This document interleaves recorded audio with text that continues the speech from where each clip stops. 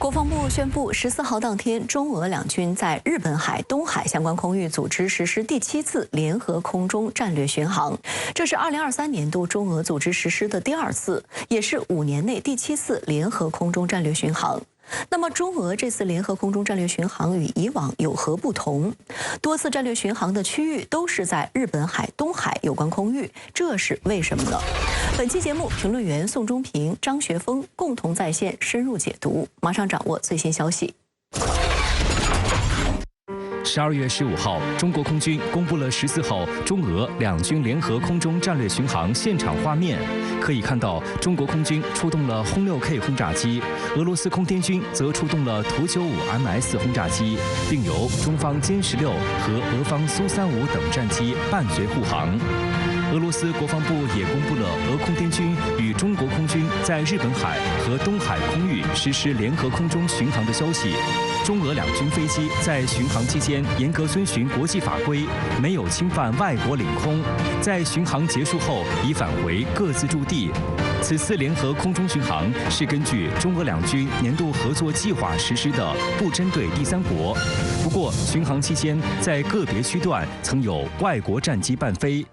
日本防卫省统合幕僚监部通报称，14号有2架解放军轰6轰炸机从东海飞入日本海，与俄罗斯2架图95轰炸机会合之后一并飞往东海。另外，俄军轰炸机在经过对马海峡后，被观测到与2架俄军苏35战机会合，而在日本海上空飞行时，又被观测到与1架图142巡逻机会合。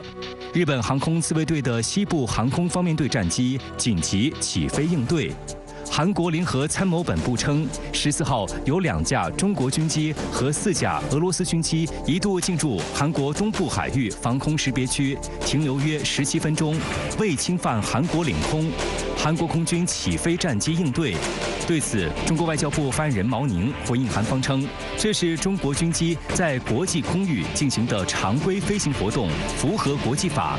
其实，早在中俄2019年第1次联合空中战略巡航时，外媒就借机炒作中俄威胁论。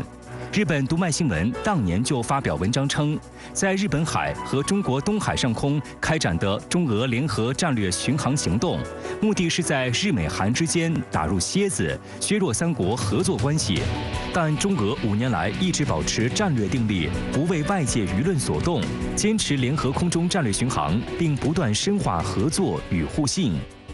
实际上，当下这个美日之间不断的加强军事合作，包括日本购买大量先进武器，大幅增加防卫费用，以及这个美国主导之下打造的美日韩排他性的小圈子啊，缩小版的或者叫东亚版的小北约，才是引发区域紧张局势的重要根源。而日本对此视而不见，反而把责任推给了中俄。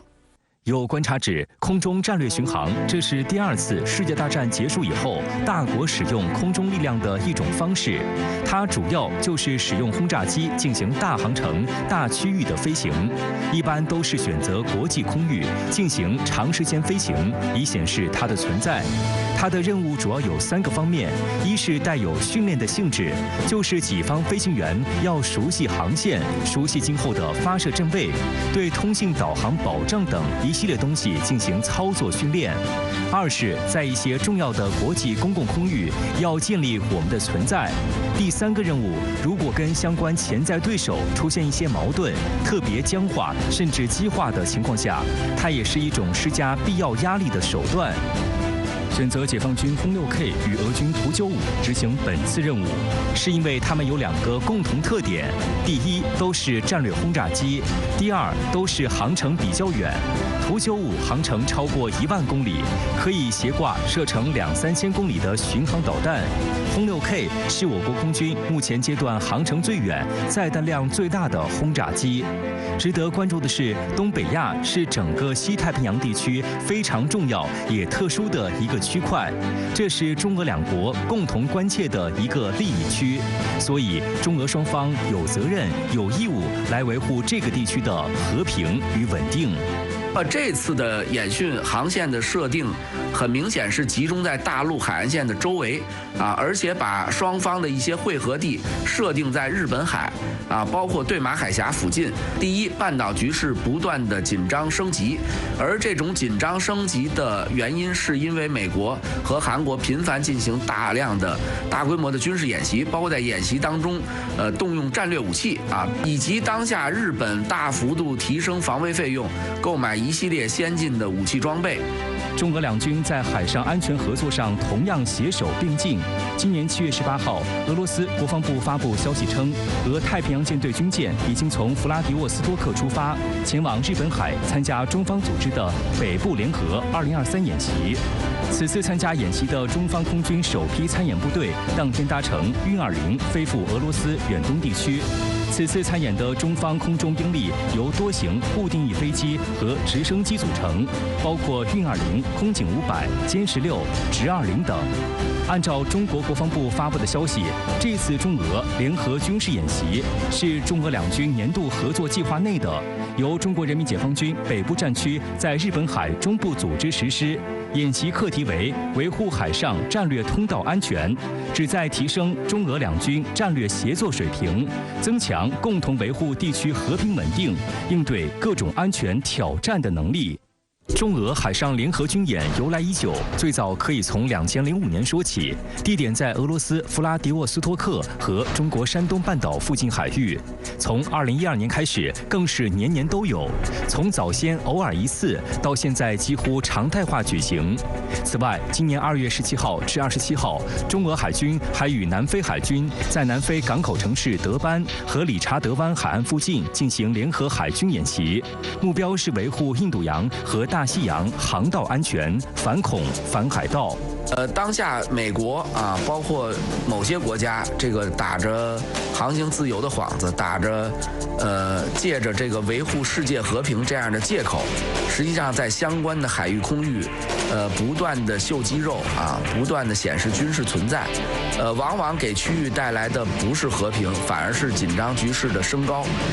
那么中俄拓展相关联合海空的演习的区域，实际上也是对此有力的回应和平衡。中俄两国两军的合作并非只限于海空安全领域的合作。中国2015年公布的国防白皮书强调，中国军队将在中俄全面战略协作伙伴关系的框架内，进一步加强与俄罗斯军队的交流与合作，并培养一个全面、多样和可持续的框架，扩大军事关系的范围和层次。同样，在2015年发布的俄罗斯国家安全战略文件中，强调了与中国的关系。俄罗斯正在发展与中国的全面合作关系，将其视为维护全球和区域稳定的关键因素。这次中俄联合巡航的战机阵容，除了轰6K 和图95战略轰炸机等熟面孔之外，俄方的图142海洋猎手巡逻机也来助阵。请教一下张先生，本次中俄联合巡航编队阵容有怎样的特点？图142本来呢，它是一种海上巡逻机或者说反潜机，它可以依靠大型的搜索雷达对海上目标进行探测，同时还能执行反潜任务。但是我觉得这次它参加联合战略巡航呢，一个重要的目的就是搭载了比较先进的电子侦察设备进行电子侦察，包括中方的运干8也能够执行相似的任务。这样呢，这两种机型的加入，使得中俄联合战略巡航呢，进一步的从一种力量展示向力量运用发展。因为在整个巡航过程中呢，国外的军机会频繁的起飞、伴飞、拦截，会有大量的地面的雷达进行对空搜索、探测、跟踪。这个过程中呢，正好双方的这种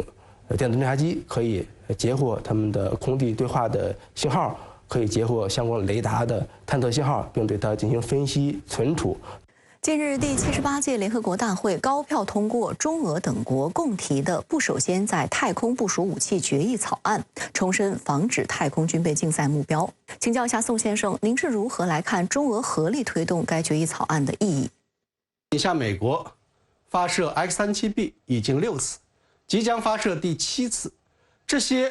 太空战斗机，它的目的是什么？难道是出于和平目的吗？不是，是出于军事考量。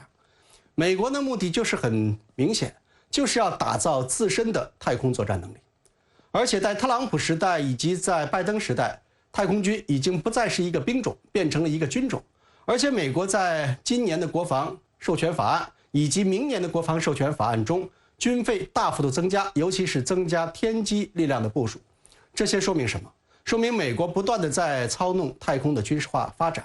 那么从中国的角度、俄罗斯的角度来讲的话，我们不希望看到太空军被竞赛。但是美国一意孤行来这么做的话，非要把技术引向太空，把军事能力引向太空的话，其他国家不得不跟进。这就是事实上的太空军备竞赛。我们不希望看到，但天下不太平。据报道，美国参众两院均已通过2024财年国防授权法案，包括创纪录的8863亿美元年度国防费开支，比去年增长3%。而且新法案授权继续援助乌克兰，聚焦在亚太地区对抗中国，同时拨款大力发展新一代核打击体系。请教一下张先生，这份美国新版国防授权法案为何要瞄准中俄的方向？